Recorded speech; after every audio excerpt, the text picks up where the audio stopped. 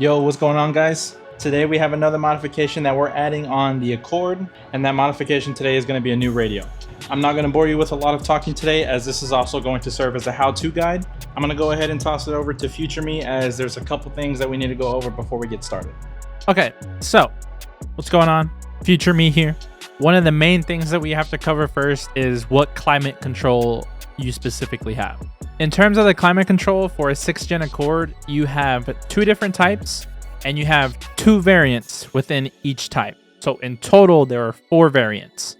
In terms of your first one, you're going to have your manual variant. You have manual variant 1, which is this one, and then you have manual variant 2, which is this one. After your manual variants, you have your digital variants. Once again, you're going to have digital variant 1, and then you're also going to have digital variant 2. The one that we need to install this specific radio is going to be both manual and digital version 1.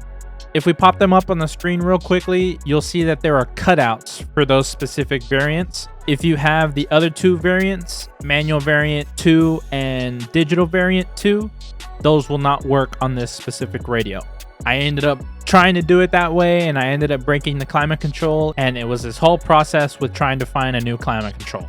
The last thing that we're going to cover real quickly is going to be the vents. The center console vents, you have to have the one that screws in. My current one that I have on my O2 Accord, they are the ones that clip in. Those also will not work. You need to have the version that has the vents screwed in because, again, this specific model radio has the holes to where the vents are screwed in. We'll go ahead and run all the variants one more time on the screen. That way you can get a clear view of which one you have. And now that you've gotten a decent look at which possible version you have, again, you need to make sure that you have either manual version 1 or digital version 1.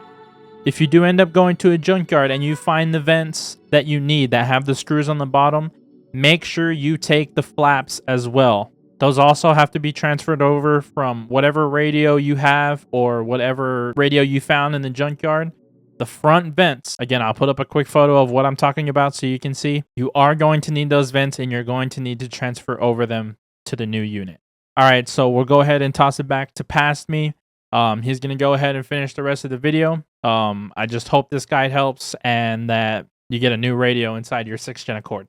All right, so now that Future Me has covered the specific details that were needed before we got started, let's go ahead and get started. In terms of the tools we're going to need, this is going to be it. All we need is a pry tool. If you don't have a pry tool, that's fine. A screwdriver with a flat head will work just as fine. And then we're also going to need the screwdriver, of course, with a Phillips head as well. So in simple terms, pry tool, Phillips head screwdriver. If you don't have pry tool, Phillips head screwdriver and flathead screwdriver. All right, so that's all the tools we need. Let's go ahead and get inside the car. All right, so the first step is going to be removing this clock system. As you can see, it's kind of already pried up here. That's because mine specifically is broken. But in terms of whatever one you have, if it's fully functional or not, whatever, you're going to start by prying from down here and you're going to pry upwards. And then normally it'll pop out just like this. So that's what you can use the pry tool for. Or if you have a flathead screwdriver, it'll be the exact same thing. You just start down here from the bottom, pry it up, and then it'll pull right on out. Of course, the next step from here is going to be removing these specific plugs. As you can see right there, that push-in pin to take that one out. And then you have the one up here, that push-in pin to take that one out.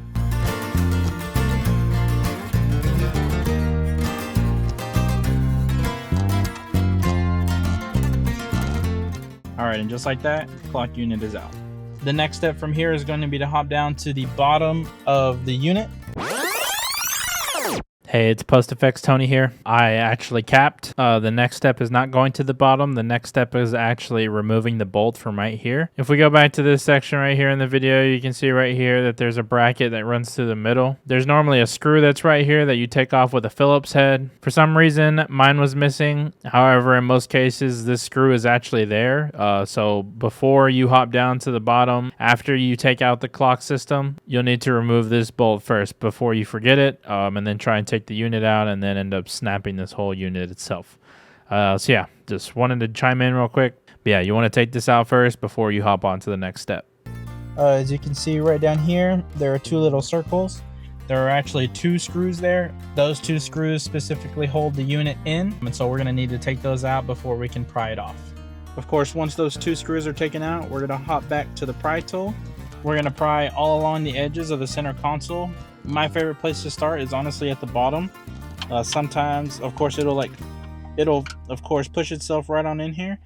You can kind of get a good pry on it on the bottom, and then it kind of pulls the whole thing out, just like that. So then we just kind of give it a good tug from the top, jiggle it a little bit, and then it comes right on out. All right, and then once this is pulled out a little further, the next thing we're gonna do is we're gonna remove these 2 plugs as well. There's another push pin there, and then there's one on this green one as well, but on the outside. We'll go ahead and push that one in, and then we'll go ahead and do the same thing on the other side to get it taken out. All right, and just like that, the entire AC unit is now taken out. Again, those are the 2 plugs that we just removed, and the whole unit is now out. So in terms of the screws that holds in this radio as well as an OEM one, to the best of my knowledge, you have 2 screws that they have already been taken out. One of them is, of course, this bottom one right here, and then the top one right up here. It's the same thing on the other side. One goes up top that needs to be taken out, and then one on bottom that also needs to be taken out. In total, 4 screws that hold in this whole unit. So yeah, specifically, again, these have already been taken out, so let's go ahead and pull this unit out.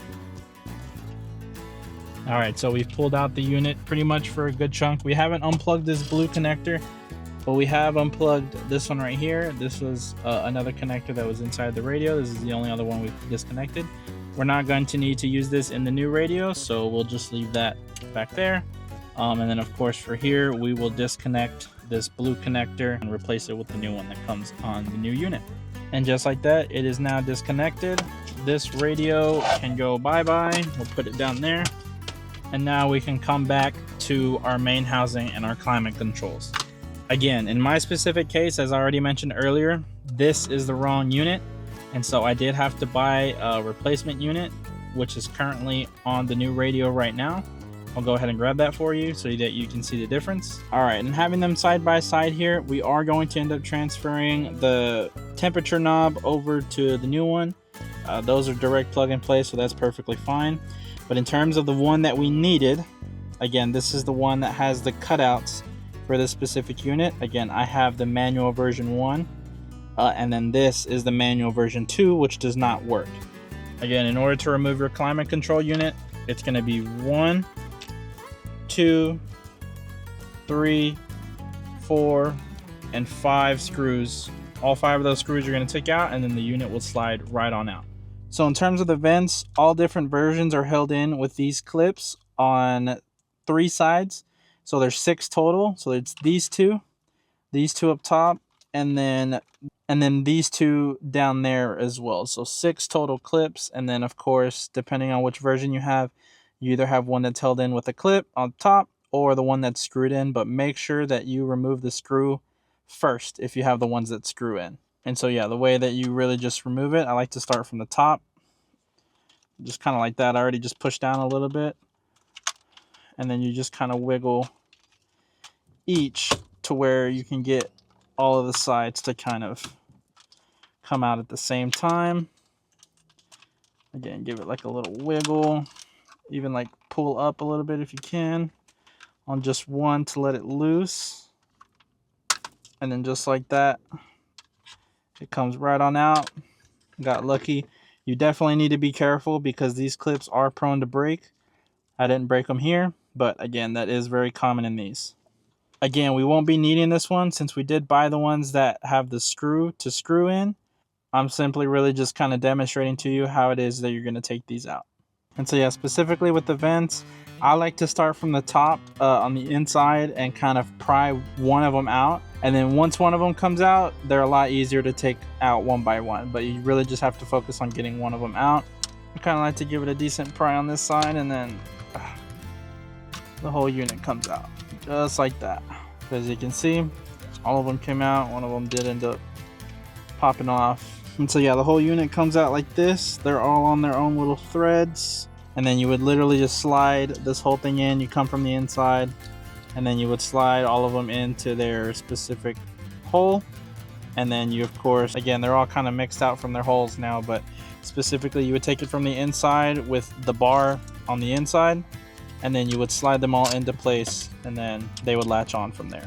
I have it in the wrong configuration. It should be this way, but you catch my drift. You slide them in the hole, slide it in, and then that's how you get it transferred over to the new one.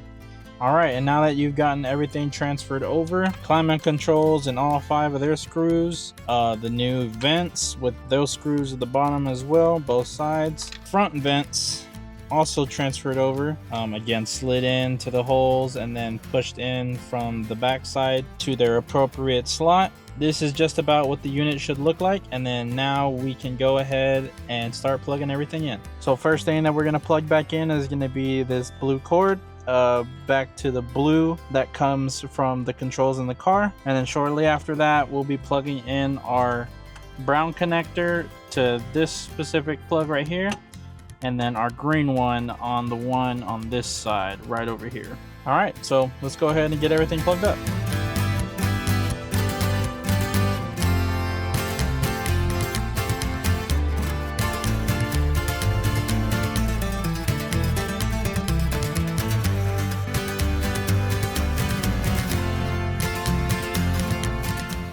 All right, and then once you get all of that finally plugged up, we'll go ahead and kind of line it up so that it slides just back there, logged in. Go ahead and let it clip into what it needs to. Perfect. And then that's the new assembly in the car. Much bigger screen, Apple CarPlay, Android Auto, fully Bluetooth, the whole mile. This thing works like a charm. But of course, let's go ahead and get this clock back mounted. Hey guys, coming through in post effects again. Basically the same thing as I said earlier in the video. I didn't mention this screw and screwing it in. That's because my specific unit didn't have the harness that comes through the middle. The link that I'll leave in the video description will have this specific harness that runs through the middle. Again, you will be screwing that in to, of course, secure the radio to the entire frame itself, this screw, and then of course the 2 screws on the bottom, again, as I mentioned earlier. But yeah, just wanted to mention that real quickly before the video continued on. But anyways, let's go ahead and get back to it.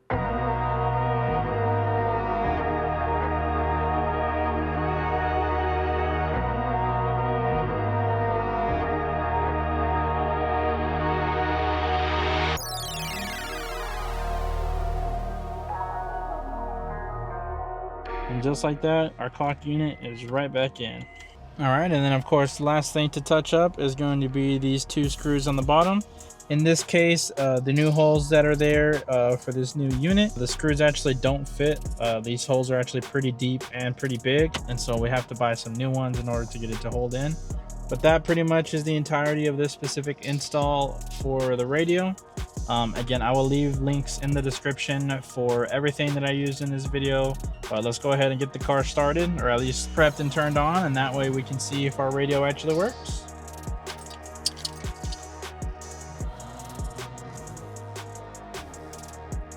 All right, and just like that, the radio is of course working. Don't mind my little customized album covers. I went ahead and did that for my specific playlist that I've made. But yeah, in terms of the radio, it is all working. Everything works, all Bluetooth, all good. Go ahead, boom.